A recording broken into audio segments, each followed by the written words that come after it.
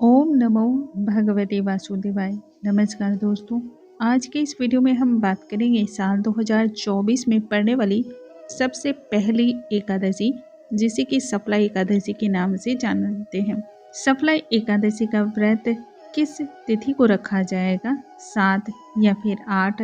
व्रत के लिए वार क्या होगा, हमें किन नियमों का पालन करना चाहिए, व्रत की विधियां क्या होंगी, पूजा का मुहूर्त क्या होगा, पूजा की विधियां क्या होंगी, पारण के नियम क्या होंगे, पारण कब करना है और क्या क्या हमें विशेष बातों का इस व्रत में ध्यान रखना चाहिए। यह व्रत कौन कर सकता है और किन्हें इस व्रत का पालन करना चाहिए, इस व्रत का महात्म्य क्या है, वह सभी चीज़ें आज के इस वीडियो में हम जानेंगे। आइए वीडियो को हम स्टार्ट करते हैं। दोस्तों, वीडियो स्टार्ट करने से पहले यदि आप चैनल पे पहली बार आए हो तो चैनल को लाइक, शेयर और सब्सक्राइब करना बिल्कुल ना भूलें। साथ ही नोटिफिकेशन बेल को ज़रूरी प्रेस करें ताकि हमारे जितने भी वीडियोस आएंगे उनके नोटिफिकेशन सबसे पहले आप तक पहुंच पाएंगे। एकादशी का व्रत बहुत ही अधिक महत्व रखता है। हिंदू धर्म शास्त्रों के अनुसार जो भी भक्तगण एकादशी का व्रत करते हैं उन सभी को मोक्ष की प्राप्ति होती है। ऐसे भक्तों के लिए वैकुंठ धाम के द्वार सदैव खुले रहते हैं। एकादशी के व्रत की महिमा का बखान करते हुए भगवान श्री कृष्ण ने अर्जुन को कहा था, जो भी व्यक्ति एकादशी का व्रत करते हैं उन सभी को सभी प्रकार के सुखों की प्राप्ति होती है। इसके साथ ही हजारों राजसूय यज्ञ करने का जो फल प्राप्त होता है वह मात्र एकादशी का व्रत करने से भक्तों को प्राप्त होता है। दोस्तों, एकादशी के व्रत की महिमा जितनी ज़्यादा बताई जाए वह सभी कम है। यह सभी प्रकार की मनोकामनाओं को पूर्ण करने वाला व्रत है। इस व्रत को करने से व्यक्ति के भाग्य खुलते हैं, संतान को सुख मिलता है और इसके साथ ही जो पितर आपके हैं उन्हें भी सभी प्रकार का आनंद की प्राप्ति होती है। इसलिए कहा जाता है एकादशी का व्रत से बढ़कर कोई दूसरा अन्य व्रत नहीं है। प्रत्येक व्यक्ति को अपने जीवन काल में एकादशी का व्रत अवश्य ही करना चाहिए। हिंदू धर्म शास्त्रों में वैसे तो बहुत सारी श्रेष्ठ एकादशियां हैं, लेकिन आज जो मैं बता रही हूँ यह सफला एकादशी बहुत अधिक महत्व रखती है।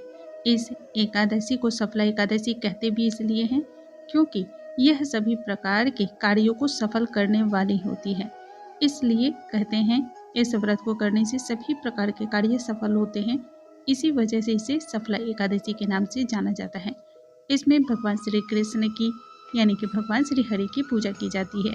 अब हम जान लेते हैं कि साल 2024 में कब सफला एकादशी का व्रत हम सभी रखेंगे। दोस्तों, हम सभी 7 जनवरी को दिन रविवार है, इस दिन हम सभी सफला एकादशी का व्रत रखेंगे। इसके अलावा जितने भी मंदिर हैं, चाहे वह वृंदावन हो, इस्कॉन टेम्पल हो या फिर अन्य मथुरा, इन सभी मंदिरों में, खाटू श्याम के मंदिर में भी 7 जनवरी को ही यह व्रत रखा जाएगा। एकादशी तिथि का प्रारंभ 6 जनवरी को 2024 को देर रात्रि यानी कि मध्य रात्रि को 12:41 से आरंभ हो जाएगी। और हम सभी जानते हैं जो व्रत सूर्योदय के साथ आरंभ होते हैं हमें उसी व्रत को मानना चाहिए। सूर्योदय के साथ जो व्रत आरंभ होता है उस व्रत की महिमा हमें माननी चाहिए। इसलिए हम सभी 7 जनवरी को ही व्रत रखेंगे। अब हम जान लेते हैं इनसे जुड़ी हुई नियम और विधियाँ। देखिए, इसके बारे में सबसे पहले हम जान लेते हैं कि इसके जो नियम होते हैं वह एक दिन पूर्व से ही आरंभ हो जाते हैं। यानी कि 10वीं तिथि को ही हम सभी अपने बालों को धो करके स्नान करेंगे। स्नान वाले जल में थोड़ी सी आप काले तिल डाल दें और आंवले का चूर्ण डाल करके स्नान करें। यदि कोई साध्वी महिला है तब उन्हें जो तुलसी के जड़ की जो मिट्टी होती है उससे अपने शरीर को मल करके स्नान करना चाहिए। 10वीं के दिन स्नान करने के पश्चात ही उन्हें सभी नियमों को मानना चाहिए। इस बार 10वीं की तिथि शनिवार पड़ रही है, इसलिए बहुत सारी इस मन में दुविधाएं हैं कि शनिवार को तो अपने केसों को नहीं धोना चाहिए, तब क्या करें।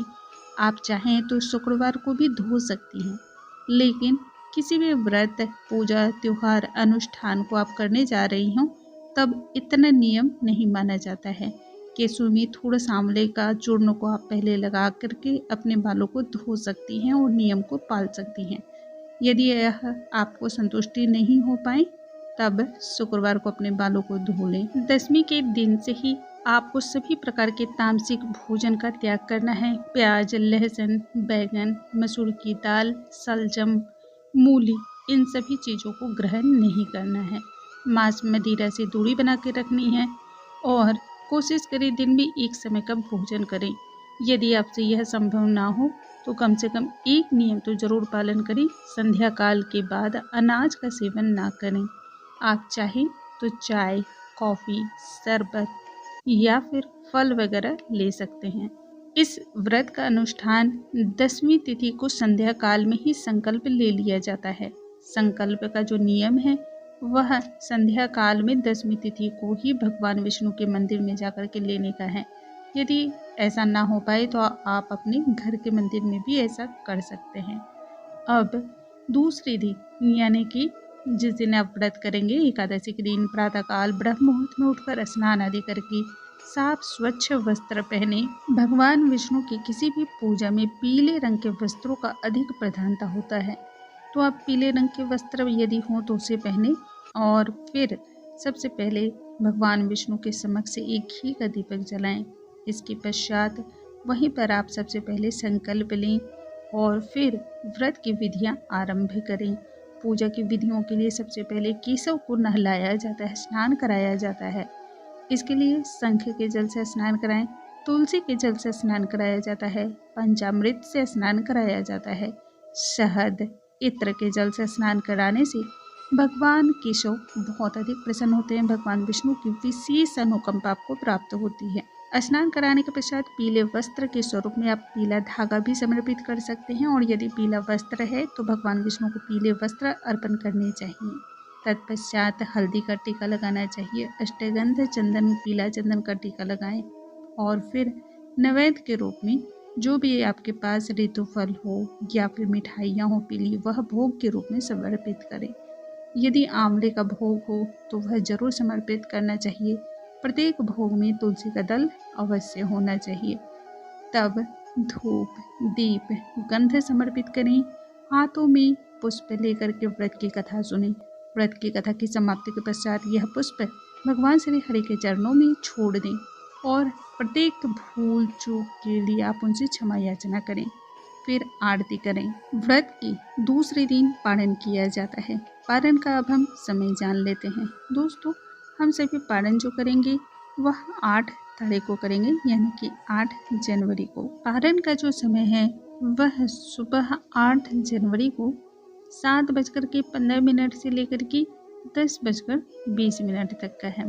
पारण करने से पूर्व आपको किसी योग्य ब्राह्मण को अनाज का दान करना चाहिए। जरूरतमंद को भोजन अवश्य कराना चाहिए। यदि ऐसा नहीं कर पाते हैं तब आप अन्न या फिर भोजन के निमित्त पैसे का दान कर सकते हैं। इस प्रकार से आप अपने व्रत को पूर्ण करें। पारण में आप आंवले को खा करके तुलसी दल, गंगा जल, पंचामृत, इन सभी चीज़ों में जो भी आपके पास उपलब्ध हो उससे आप पारण कर सकते हैं और यदि यह भी ना हो तब आप चावल से भी पारण कर सकते हैं। दोस्तों, उम्मीद करती हूँ आज का वीडियो आप सभी को पसंद आया होगा। वीडियो पसंद आया हो तो लाइक करना बिल्कुल ना भूलें। अगले वीडियो में हम फिर से मिलेंगे, तब तक के लिए नमस्कार दोस्तों।